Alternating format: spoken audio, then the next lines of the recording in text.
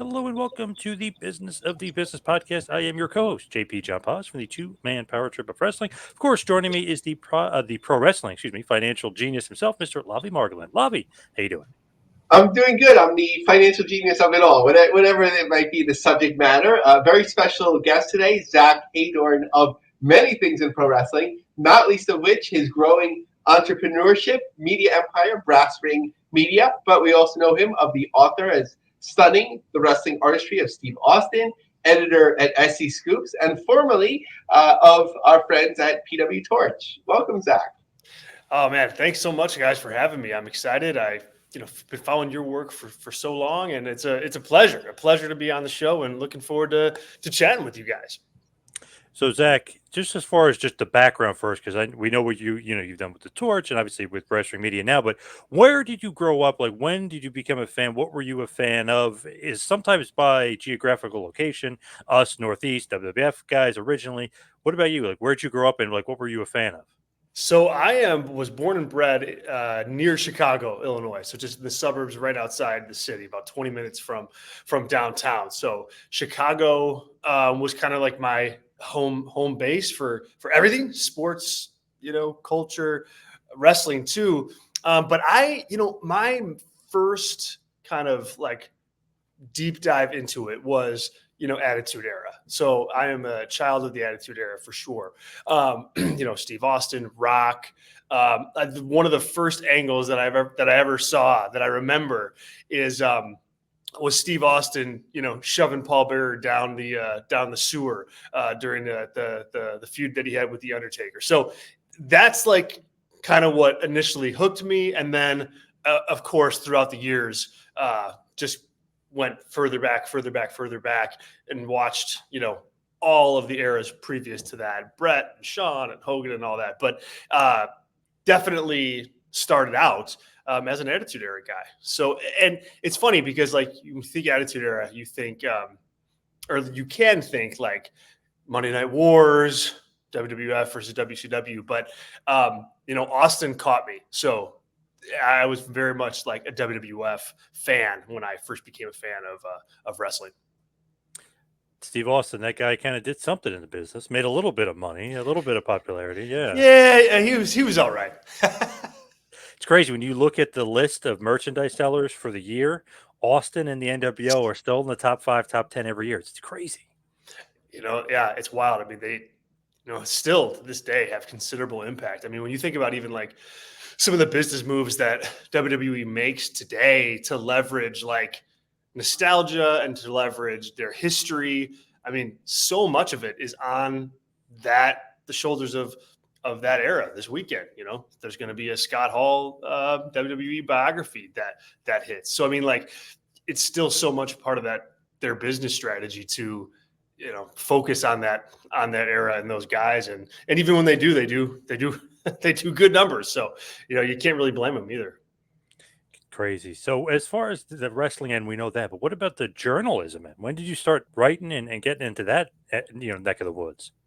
Yeah, so that was late into my fandom, honestly, like really late. Just kind of, I think just some personal things happened on my end that kind of freed up some time, and some interests waned in certain areas, and then was able to really kind of go, like I want to do something with kind of like the wrestling that I enjoy so much, and had followed all the guys, Wade and Dave and that crop of wrestling journalists for so long, and was like, man, like I like to write and I like to read, and so I'm gonna try my hand at this. And it started off just kind of doing some freelance volunteer work, like around, like, can you write this piece, or do you want to freelance or like cover a show for X website, or here, yes, you can write an editorial if you'd like a guest editorial. And so it kind of get my feet wet, kind of bouncing around and doing that.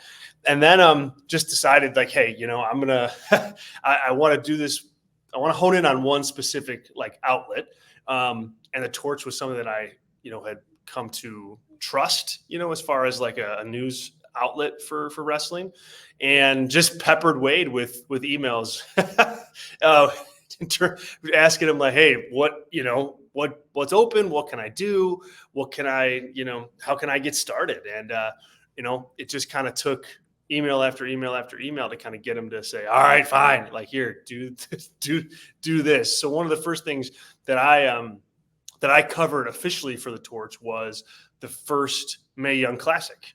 So I covered I think it was like 2 or 3 weeks of that tournament. And that just is what kind of got me rolling officially with the Torch. And so I picked up other coverage from there. I covered 205 Live for a lot of years, covered Raw. Raw was my beat for a long, long while.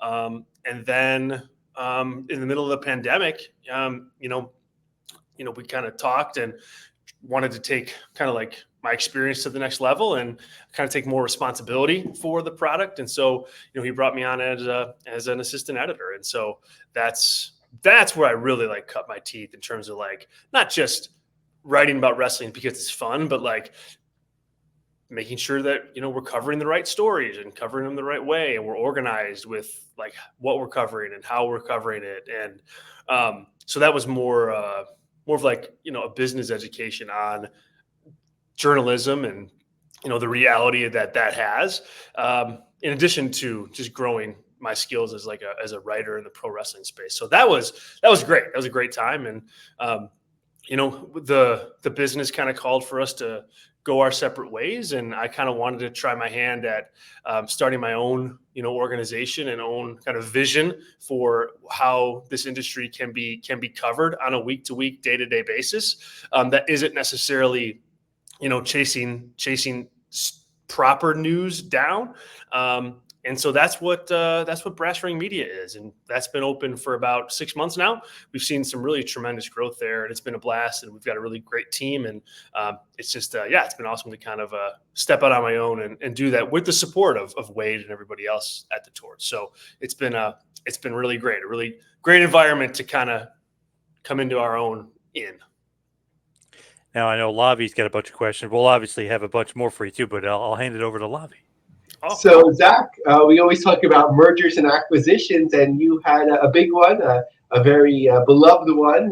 This week was announced. Now, I'm going to challenge myself because I'm always struggling over the word, so I appreciate if you correct me. Your acquisition of Purosao Monthly. How did I do? Yeah, good. But flip the words. Monthly Pure Say. Yes. Well, okay. So I got the pronunciation, but I messed up the easy part. Okay. Just the order. Yeah, that's okay. We'll let it slide this one time. But yeah, so that was a really fun kind of deal to work with. I had done some freelance writing for them a few different times throughout their existence throughout the last 5 years, and just kind of kept touch with what they were doing and how they were growing. And, just like any other, I feel like just like any other kind of like transaction like this, like the stars just aligned at the right time and with all the pieces kind of in place. They had some leadership changes over there that, and they needed, the brand to kind of fold into something that those leaders trusted. And, we kind of made our case for that and just kind of secured, the bag as far as that's concerned. And so, yeah, it gives Brass Ring Media a farther reach, globally, of course, with a lot of eyes, on the Japanese wrestling product these days. And it also, allows us to, keep MP, Monthly Pure Say, on the tracks and still doing what they do and giving Japanese wrestling the proper coverage. So, it's we are pausing at the moment as we kind of catch all the balls, and we're really excited to bring on a new editor at some point and really get the ball rolling here in the spring. So it's a really good opportunity to expand, and it's a brand that I think is synonymous with kind of how we cover wrestling at Brass Ring Media, longer form. And so it's a really good match. So, and I'm glad you abbreviated MP. I think I'm going to go for that from now on. At its core, it was a print publication. So do you see it returning to print, or more like just a brand that'll exist digitally and sort of be dispersed in different ways, or that's all up in the air at the moment? Well, it's definitely up in the air at the moment, but I don't envision it going back to a print, a print type of platform. The print products that they put out are really phenomenal. They're phenomenal reads. The pictures are great. They look really cool.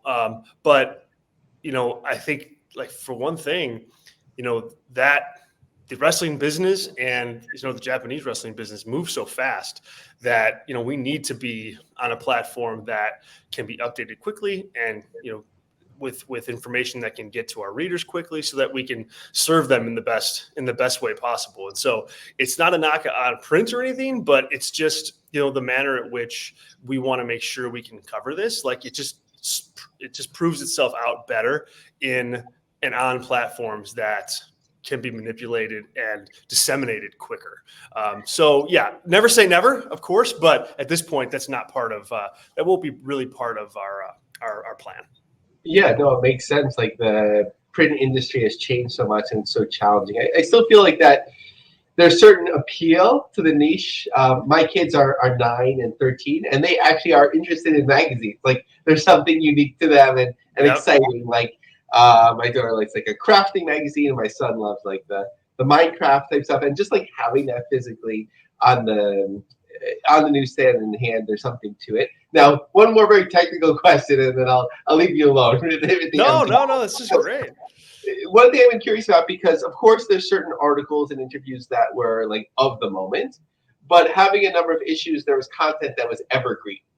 In first publishing as a print publication, do the rights afford you to say, like, I can take the evergreen articles and pictures or whatever it might be and like publish, let's say, like a hardcover book, or it doesn't translate in that way?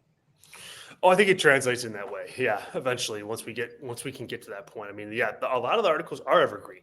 They're either, what they did, what MP's done a great job with over the years is some like really hard hitting, in depth, but to your point, evergreen interviews with top talent. From the Japanese pro wrestling space, whether it's New Japan or Noah or other organizations. And so I think those always play, and we'll try to use pieces of those articles still as we write current. If there's a current, just for example, if we're writing a story about Okada, and his, the impact that he's made since coming over from New Japan, we've got a really nice backlog of Okada stuff that we can use to enhance like the current pieces that we write. So yes, I think we'll be able to lean into the history of MP and the work that they've done there, and then down the road, if the business of it makes sense, get something more like hard and fast into people's hands that they can enjoy. Because I agree with you fundamentally. Like, I still enjoy getting certain things like in the mail, like, or going to the store and like pick them up, and it's rare these days for sure, but there is like an element to that that's enjoyable. So yes, I would say that's likely on the horizon at some point, perhaps. Yeah, I go through cycles with the print stuff where I'm like, do I really need it? And then like PWI will send me something that's like a really cheap subscription. I'm like, okay. And then I'll let it lapse. And then just yesterday, actually, they sent me an offer for a 2-year subscription. That's a great deal. Not going to give away all their business practices, but I'm going to fill out like the little form with like credit card number, mail it in, and then 8 months later, I'll get my first issue. Like, I'm ready to embrace that a little bit. So, yeah. But also, you've published, I think it's your first book on Steve Austin. I'd love to, as an author myself. John is an up-and-coming author. We're anxiously awaiting the Hogan retrospective, covering those golden years. What was that process like in full? Like, when did you conceptualize it? How did you publish it? How happy were you with the results? Oh my gosh, it was such a fun process. That's still going on right now, actually. but I loved it. I mean, I really did. And I mean, it was, as you guys know, it was, it was difficult. You know, there were points that I smiled, points where I wanted to cry, points where I wanted to scream and throw the computer out the window. So like, you really go through the full gamut of emotions when you're writing something, or at least I did. But I was really happy with the outcome. You know, I had a great partner, and Jonathan, and over at Hybrid Shoot for that published this, and you know, we went back and forth on the concept for a long time. You know, like, it's really interesting to go back and think about like where like the pitch was initially when I made it to what the final product actually ended up being, because there's certainly like a thread, you know, there that runs through, but it shifted and it morphed and it changed scope at certain points. And I'm glad that it did, because if it would have went the way that it went, you know, when it first started, I think it would have been just a lot tougher to accomplish. And it was really nice to have, you know, Jonathan and that team over there to kind of, you know, help focus the project. And once we had that, it focused, then it was really fun, because it came time to kick back and get organized and find all the, you know, the library of Steve Austin content and matches and promos. And man, yeah, I mean, like the summer of, 2021, which is when I kind of went through that part of writing the book, you know, watching everything. I'll never forget it. You know, I just had a new baby at that time. So it'd be, you know, 4 a.m. and she'd be having a bottle and we'd be watching, you know, the Hollywood Blondes against Ric Flair and Arn Anderson. Like, you know, it just was a really fun time to watch all that stuff. And then after that, you know, it came time to write it and really to kind of get it down on paper and get the, you know, the nuts and bolts done. And that was fun in its own way too. You know, like there were days where obviously you're super creative and you really feel like nothing can stop you. And then there's other days where it's like, boy, I can't type a page. If you were, you know, if you had a gun to my head, I couldn't do it. So it really was a fun process to kind of go through and manage. And, you know, nothing felt better than like hitting that last word and saving everything and passing it over to John. So, we took pre-orders for the book last year, and the electronic copies went out to all the pre-order folks late last year. And, you know, soon the hard copies are going to print and be available to everybody who pre-ordered, and available on Amazon and wherever you buy your books. So like another major hurdle here is coming up. Obviously that'll be fun. It'll be fun to hold that in the hand and, you know, get it into other people's hands and hopefully get their feedback and hopefully they enjoy it. And you know, it adds to their pleasure of watching wrestling and watching Steve Austin. But, yeah, it was a process. It was quite the process, but I wouldn't have traded it in for anything either. I really, you know, appreciated it and had a blast. What's fun of having a book on Amazon is that every hour they re-rank the books. So like you have to be quick in taking a screenshot, but if you're in a ranking that you like, just grab it, you know. Grab it. Okay. I'll make a mental note and grab that and never lose it. Yeah. And I hope you reign atop the wrestling top 100 for years to come. But thank you. If there's that fleeting moment where you're ahead of Tyrus and his 7 versions of his 2 books, then take that moment. I think. Oh, I'm screenshotting that for sure. Yeah. His publishing success is like one of the most underreported stories in pro wrestling. It has to be one of the best-selling books of all time. It's just been on the number 1 for so long. It's wild. Well, you know, I'm going to do my best to try to knock him off his perch. I don't know if I'll be able to, but we'll see. Tyrus, Billy Corgan, Zach is coming for you. For you guys. Yeah. So, are you also involved in SC Scoops still, or everything is Brass Ring Media? Everything's Brass Ring Media now. Yeah, everything's Brass Ring Media. Yeah, we kind of I pulled back a little bit on SC Scoops, and just for no other reason, just to focus on this. You know, we saw some really good growth right out of the gate, and just wanted to, you know, put my full attention on it, and, you know, make sure giving it all the tender love and care that it needs. So yeah, it's full steam ahead with Brass Ring at the moment. Yeah, so we're all alumni of the SE Scoops family, but we love them very much. Yes, we do. So tell, entrepreneurship, going out, what do they call it? Investing in yourself. Sort of like, how did this all come about? Honestly, it started with just, I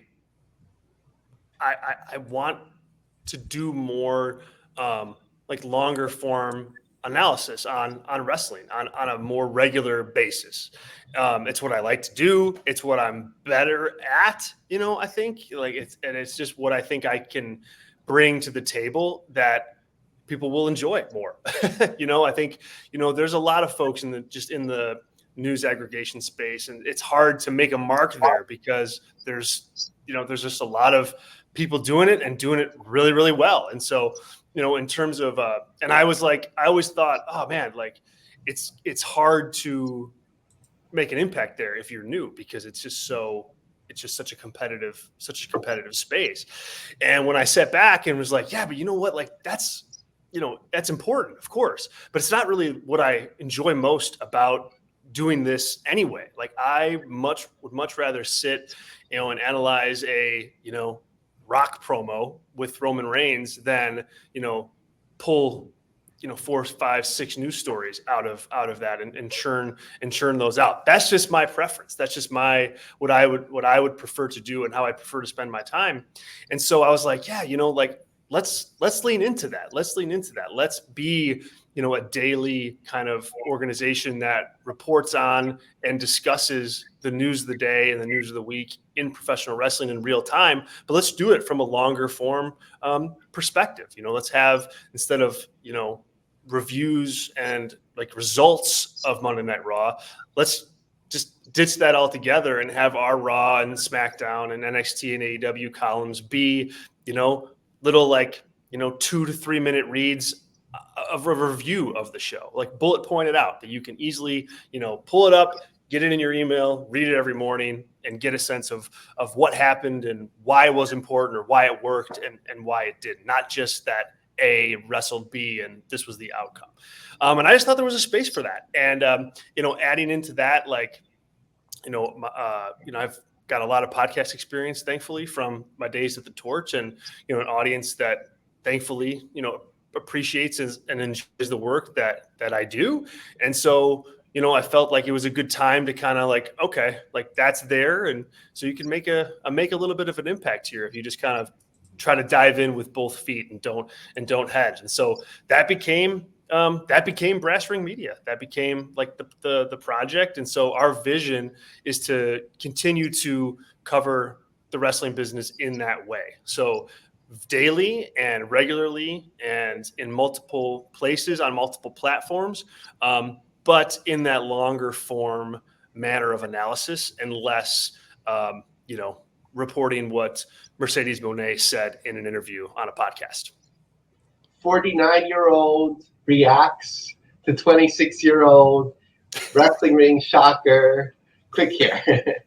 Yes, less of that, right? I mean, and again, it's truly, it's not a knock on those pieces or that content. It's just, it's a, as you guys know, it's a hard space to crack into when, there are people that do it so well. And, I was like, man, why fight that tide? And it's not even my bread and butter anyway. So let's go a different direction and take a different perspective on that stuff. And, hopefully there's an audience for it. And so far there is. Yeah. But it's nice when we have someone on like Brett Lauderdale and we're peppering him with questions, and then it comes out to be 23 headline pieces that get aggregated. So we take that too.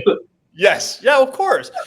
Absolutely. It's more of just, it's hard to break in and start something new in that area, because it is really competitive, as you know. So let me turn over to John, who will take us to the news and moderate us so we don't talk over each other. Great. So NWA is in the news. Lavi, what is going on with them? Dothan, Alabama, which is obviously a big-time wrestling town, or used to be. What's going on with the NWA? So first, focusing on the Hard Times pay-per-view, like as I've been talking about for weeks, I think this was a big, big win for them. Really smart venue selection for us old school, no holds barred fighting fans. Site of UFC 12, which looks boss on TV because it's not such a big venue, but two sides, or maybe even one side, is sloped. So when you're shooting it that way, it looks pretty full. So like any wrestling attendance, we had a bit of controversy. So the Torch and others had reported 1535, and Kerry Morton, who also not only is a wrestler for them, but is in charge of their social media, reported that it was 1658. So no matter what, certainly a win there. And sort of like NWA has to play Moneyball in this way, sort of find these venues or history, which isn't so easy, where wrestling doesn't come through as much as it used to, right? WWE said that they're not going to be going to the smaller markets as much anymore. We read Meltzer saying that AEW is trying to stay away from these smaller, mid-sized markets to increase their attendance, which I think is a big mistake. So you can have like semi-national promotions like NWA come in and make it work. And smartly, they announced immediately a follow-up pay-per-view in December in the market as well. Zach, what do you think about that? NWA drawing a big crowd like that. It almost seems like, no way, it can't happen. But it seems like it did. It seems like it. I heard, 1600, even 1535 or whatever it was. It was like, whoa, that's interesting. And I mean, I think it's smart for them to play in that space, to be honest. Like, it's good if when you're a wrestling promotion, it's good to kind of know your place, like in the market, so that you don't overshoot and you don't undershoot, but you got to be who you are. And, I think that it can be sometimes humbling to admit to yourself, if you're a promoter or owner of a promotion, like, all right, well, man, maybe we're not the company that's going to be running, Barclays Center. That maybe it's a bitter pill to swallow, but it's a lot better to have a full crowd of 1,500 than 1,500 in a wide, open, cavernous, big arena that you really have no business being in. And so I think that this is a good strategy for the NWA if they want to continue to be, a niche product that they try to slowly win over fans. I think like the model for them can mirror what, Impact Wrestling TNA did to kind of make their, bit of a comeback in terms of not necessarily like ticket sales or ratings, but just critical acclaim and like their shows feeling, like they make sense and feeling like they fit with where they are. And so I think this is it's a smart move. I think you'll find if you go to some of these like smaller markets, you'll find some really interesting venues. It'll make the product look different. It'll make your shows look different. If they can find, unique places to run and to have shows, I think that completely is beneficial for them. So, NWA is what they are, but I think when you look at this, in a vacuum, it's a good move and a step in the right direction for sure. They do have some tapings coming up in Tampa as well in April. Lavi, they got anything else coming down the pike besides those shows? So it depends how you count NWA because they have their affiliates now. So they're working out of these studios and local promoters who already have their own promotions, which I think, well, if they're going to do it, I think it's a smart way to go. I'm just not sure why they're doing it. Like, if these tapings aren't for a national audience, like, what's the point of it all? I don't want to sound negative. I'm just not sure yet what's the point of it all. I think that there is a point that, even if something they try and it doesn't work out, they're pointing towards something. I'm just not sure what that is. But I think that they're smart in terms of, I didn't even know that there was these many PBS local studios around the country, but it seems to be a relationship that they're mining, and a smart one because they already have like professional facilities, right? When you do local independent, you don't know what you're walking into, what the I certainly remember with like Evolve and Dragon Gate USA, right? Like in Brooklyn, the power would go out, and like Gabe Sapolsky would be like, "Sorry guys, we're gonna be offline for a while."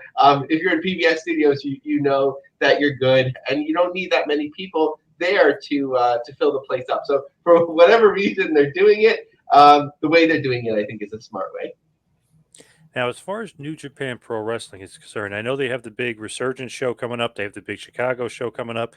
Are you surprised at some of their attendance, Lavi? Because it seems like they're actually drawing pretty good right now, given the fact that being New Japan fan, they lost their two best guys, Okada and Osprey, but somehow they're still drawing. Are you surprised at what's going on here, Lavi? So right, so with the Chicago, I made a fool of myself. Right, like at first I was very bleak on like, you booking this big venue, and then they were like super hot out of the gate. That seemed to be the fans, and then the second run was like ticket brokers were like, hey, we don't want to miss out, so they bought a ton of tickets too. Those seem to be sitting in the resale now. They're just over 5,000, and that's probably where they'll stick. Like our friends at WrestleTix points. 65 tickets sold in the last 7 days. So this could pick up. It's not till April, more than a month away as we record this. Now, in Ontario, California, I think we're trying kind of a big venue, but probably not that expensive venue in comparison for to a big market.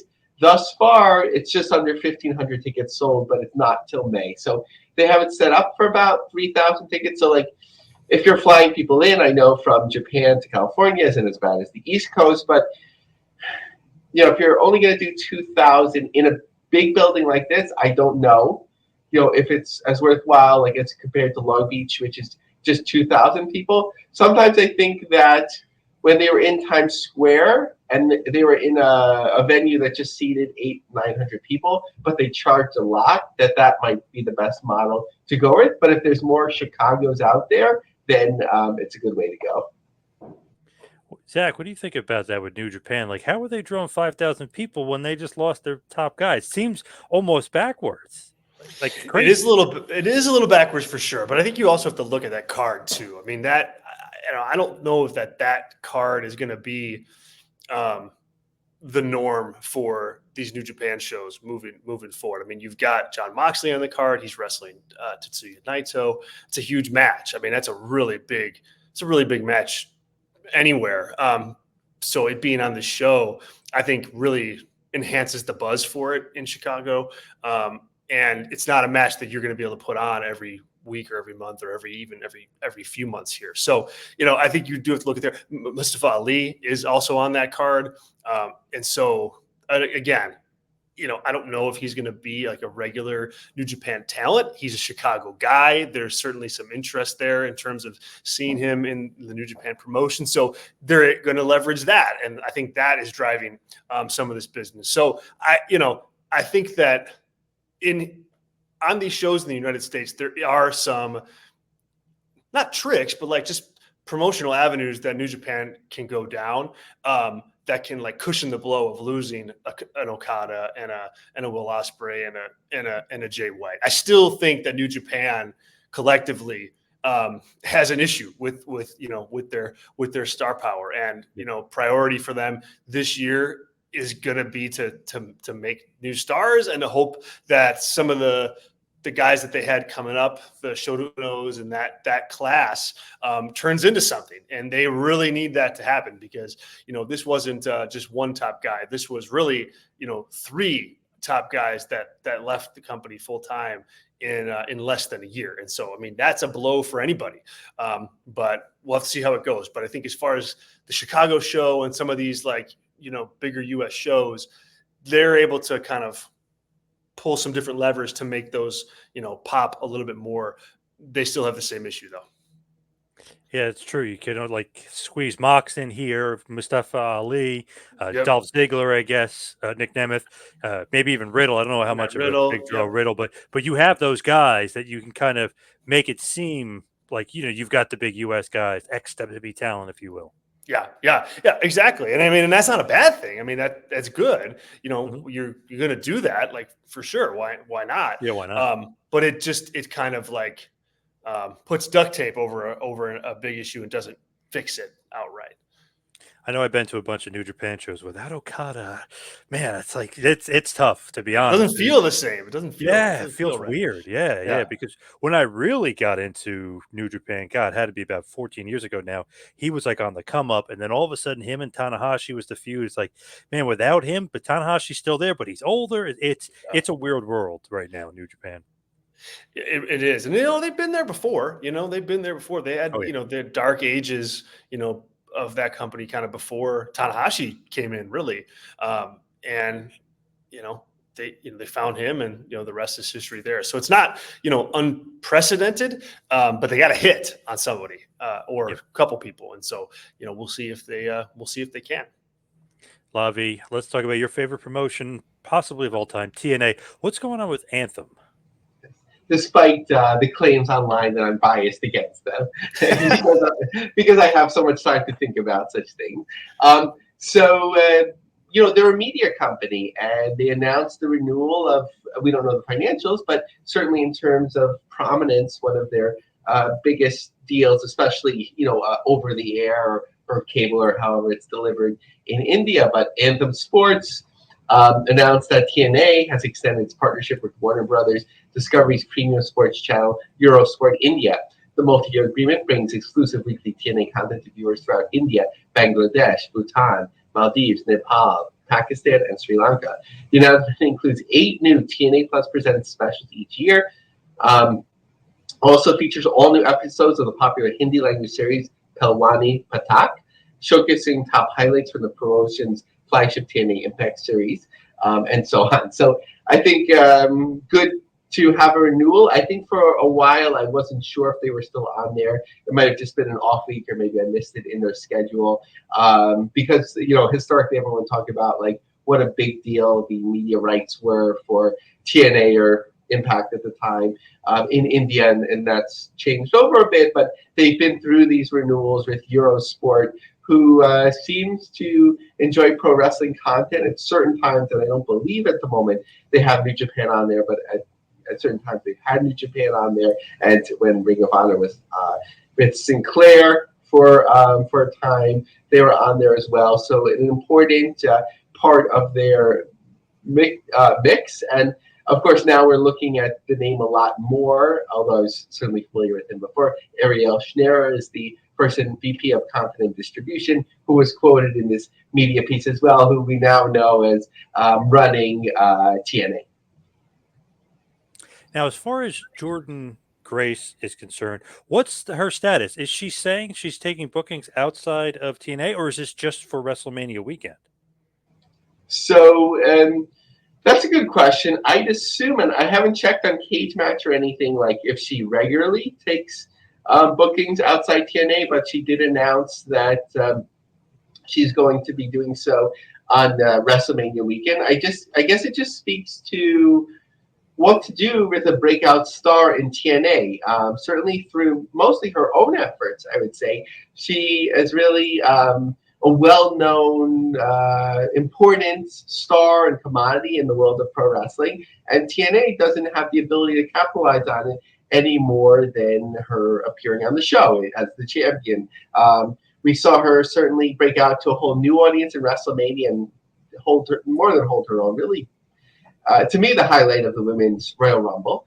But she needs a bigger platform, and now she'll get a nice windfall show by show in terms of maybe wrestling twice every day during WrestleMania weekend and selling her merchandise and whatever, sort of like kind of like a traveling carnival, right? Like an independent wrestler would. But is that really the best platform for her, or can something be worked out where she's loaned out to WWE more, but some of that might have really fell through with Scott D'Amore not being in charge of TNA anymore. Now, Zach, what do you think about when TNA and other promotions run during WrestleMania weekend? I know it gives them a nice pop. There's so many crowds in the town, or so many fans in the town, so the crowd's a little bit more, a bigger crowd, if you will. Do you like that, or does it make you seem smaller that you're running during WWE's weekend, so to speak, or their week? Well, it definitely makes you seem small. I mean, there's no question about that.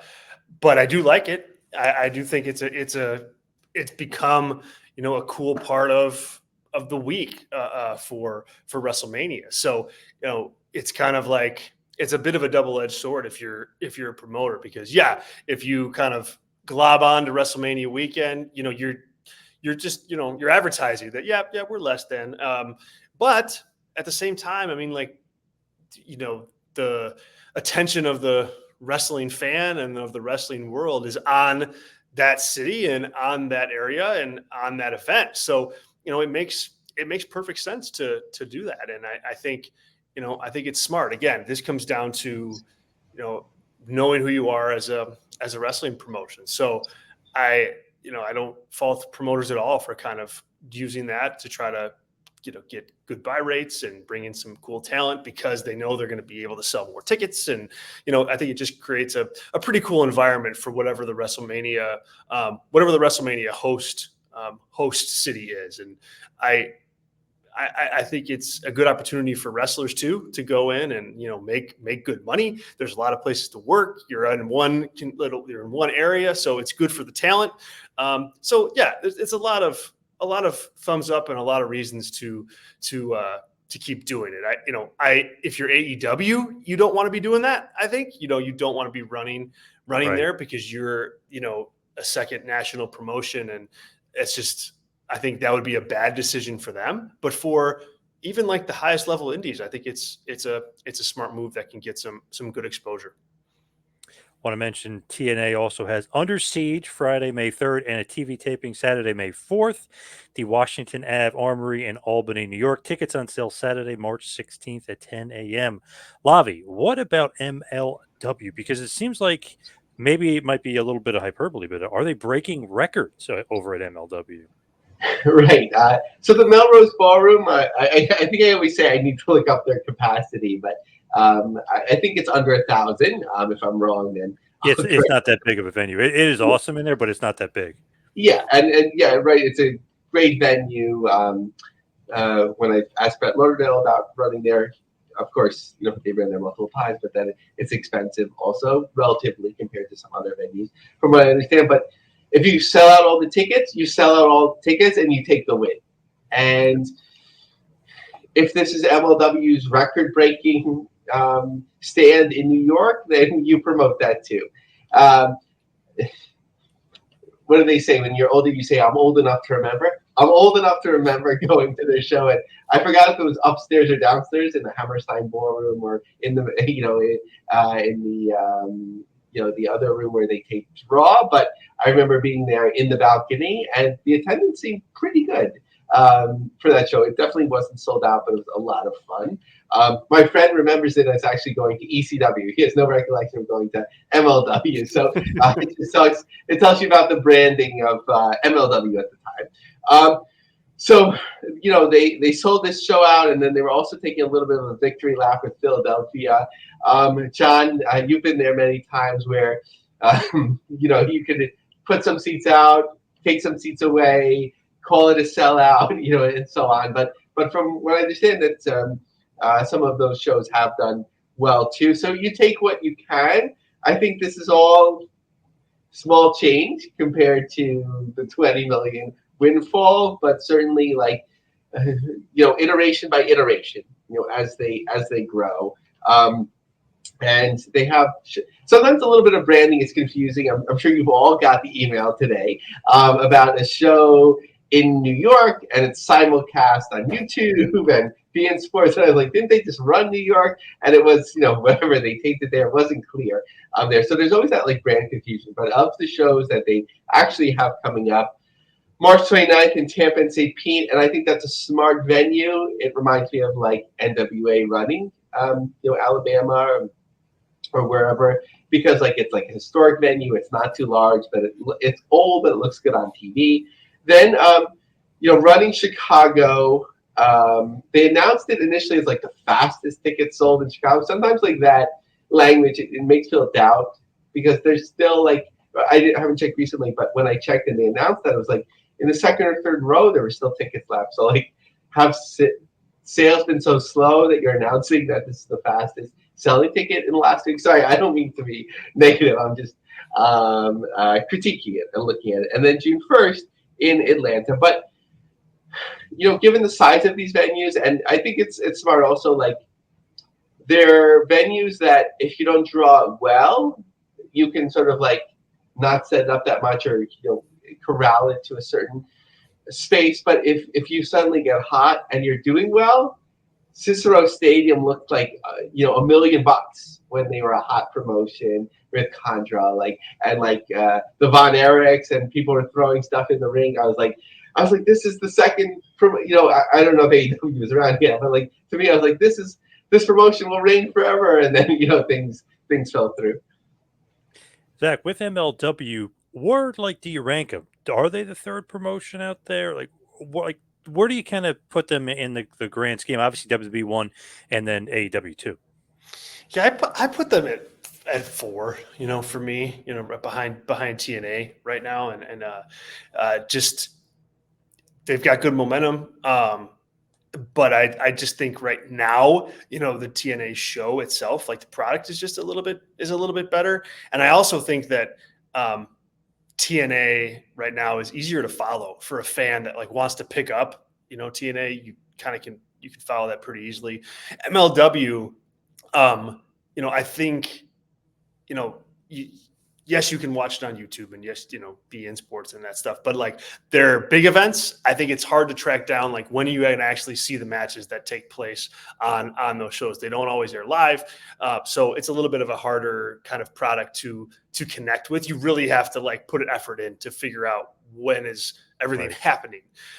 So yeah, I put them in 4th. But that's, again, it's not a bad place to be, and I think they know where they are and what they do and what they need to do to serve their audience and serve their fans. So yeah, they're not going to be competing with WWE or AEW anytime soon, but that's okay. I don't think that they're necessarily trying to directly. Now, as far as maybe some unofficial rankings, Lavi's number 3 promotion is GCW. Lavi, what's going on with GCW? Because New Jersey might be getting something big, according to Brett.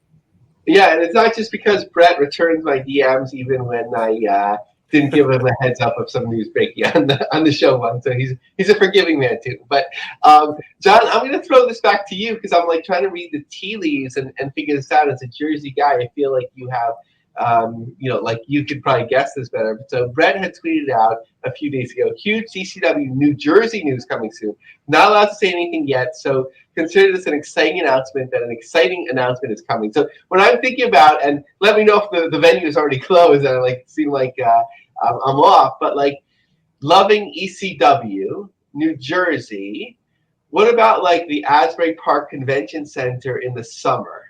That's exactly when he put that out. Exactly what I was thinking, because I live not too far. I live down the street, and I've called them and said, "Hey, is any wrestling coming to the town?" And they said actually a bunch of promoters, and they wouldn't say who or when or anything, but they said a bunch of promoters had been calling them about running the building because it hasn't been ran in a while. I guess they did some reconstruction, did some other stuff. So I don't even know if it's officially back open to the public and back open to do this. But I did ask them, and they said, "Yeah, we actually have been getting wrestling promoters calling to see about running the venue." So I think honestly, it's an awesome venue. It's perfect for wrestling. So if you're not calling and you're a promoter and you're running New Jersey, you should rethink it, because I feel like the Asbury Park Convention Center is an awesome building.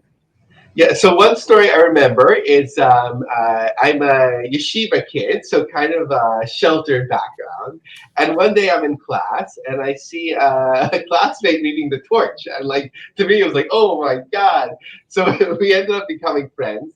And he grew up in Deal, New Jersey, which is the town over, kind of a wealthy area and so on. And he and his friend had crossed into Asbury Park, and they went to I don't know if it was ECW's pay-per-view or just a taping or something. And their stories, they were still recovering. The stories were crazy. So it's just a historic venue.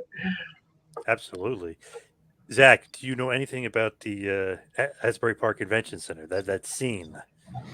I don't know. I mean, I don't know a ton about it. I know it's a kind of an iconic venue for the area for sure. And God, I want to say I've seen, and somebody correct me if I'm wrong on this, but I want to say that I've seen a video of Springsteen playing there before. Oh yeah, either on it might have even been on the Today Show or something crazy like that. So that's what I know of the venue. But here's the thing: I love when GCW does stuff like that. And so if that's the announcement, if that's the news, that's cool. I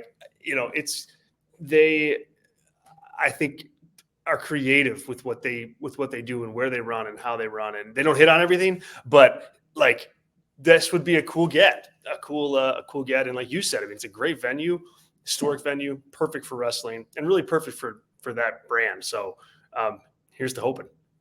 They've got a ton of shows coming up, right, Lavi? I mean, even with the collective, they got a lot coming up.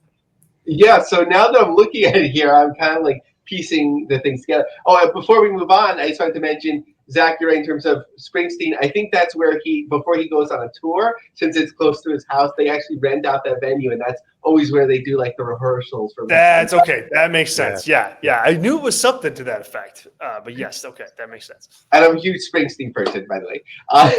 Me too.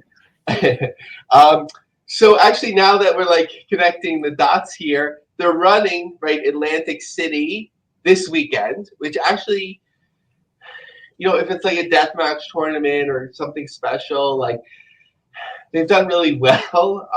I think since like they've been in the carousel room, which was like gorgeous, the draping and so on, and now they're like in the old bus depot. and they, sometimes they've done well there, so I'm not blaming it all on that, but like they haven't done that well there recently, especially, I mean, when it's warmer, obviously they do better. But if they're holding an announcement and it's going to be in the same region, right? Like you want to have people attend first. So like probably it'll come after this weekend as we announce it. Harpo's, they're looking good. I was thinking about it, like I probably thought they were doing better there than they are, maybe, because I think it's like sloped seating. So there's not 4 ways around the ring. So when I see 7 or 8 rows sold, I don't know if that's 4 ways around. But certainly Rochester in a smaller venue, they're looking good. The collective, I don't look at as much show by show, but certainly Janela Spring Break shows always do well. For the culture, Big Gay Brunch, it's a smart win in talking about WrestleMania weekend and other weekends where you gather. Really smart for GCW to be there. A great way to continue like building up, their knowledge of the brand. One of their strongest venues, Ukrainian Culture Center in LA, coming up in April, as well as in, I think it's Arizona, Breaking GCW. They happen to be in like the same, like, I guess it's business complex, like which looks quite small, where they take Breaking Bad. So like a little bit of an appeal there, right? When you have so many shows, you need like a little bit of a catch. And then into Tampa on May 3rd for a show as well. So I think, especially once the collective stuff is over with, you'll see like a lot of announcements because they're running like so regularly now. All right, let's wrap this bad boy up. Head towards the plugs. You can follow me on Twitter and X at 2Man Power Trip. Zach, we'll do you first. What do you got going on? Thanks so much. And guys, listen, it was a blast being on with you. Hopefully we can do it again soon, and hopefully can reciprocate and can have you guys on our stuff. Yep. But we've got a lot going on. We just a couple weeks ago, at the beginning of February, launched new live podcasts on the Brass Ring Media YouTube channel. So we are live on that channel Monday through Thursday, twice on Thursday, actually. So please head over to Brass Ring Media on YouTube and subscribe. Hit the notification button so you know when we're putting up new videos and when we are live. We cover a ton of different wrestling topics, a ton of different wrestling promotions on those live shows. So you'll get a really nice mix of pro wrestling analysis and content if you give that a shot. So search Brass Ring Media on YouTube. Also, we've got a daily Substack newsletter that we put out with a variety of different long form analysis columns and features and reports and reviews on wrestling. And that's everything from, we'll have some New Japan Cup stuff drop over the weekend. Of course, Raw and SmackDown topics and AEW and a host of other things. But search Brass Ring Media Substack if you want to throw that in the Google machine, and we'll be the first thing that pops up. So hit subscribe.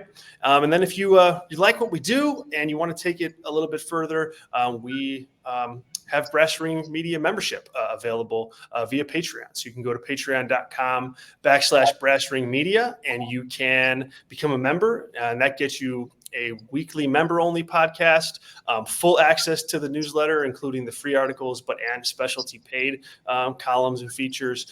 You get access to the Brass Ring Media Discord community, which is just a world of Brass Ring Media members talking wrestling, talking sports and entertainment, and art, and anything and everything. So that's been a really fun perk. And then of course, like our pay-per-view and PLE review shows and things of that nature. But just head to patreon.com/Brass Ring Media, and you'll know what we're all about. It's only $4.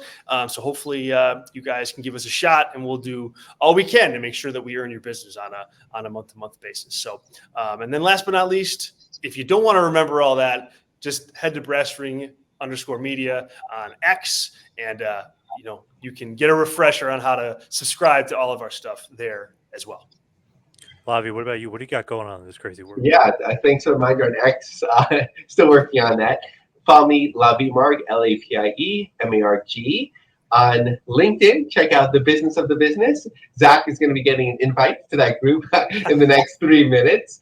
And something I haven't promoted for a while, but certainly in the news, Trump Mania, the making of America's 46th. I'm going to put this out there, not to bring anyone into politics, and 48th president of the United States. So learn about Trump and pro wrestling. But I'm not doing another edition. So you can check out the two that are already out there. All right. Thank you, Zach. Thank you, everybody out there, for listening. We'll see you right back here next week for a little business of the business. We'll see you next week, folks.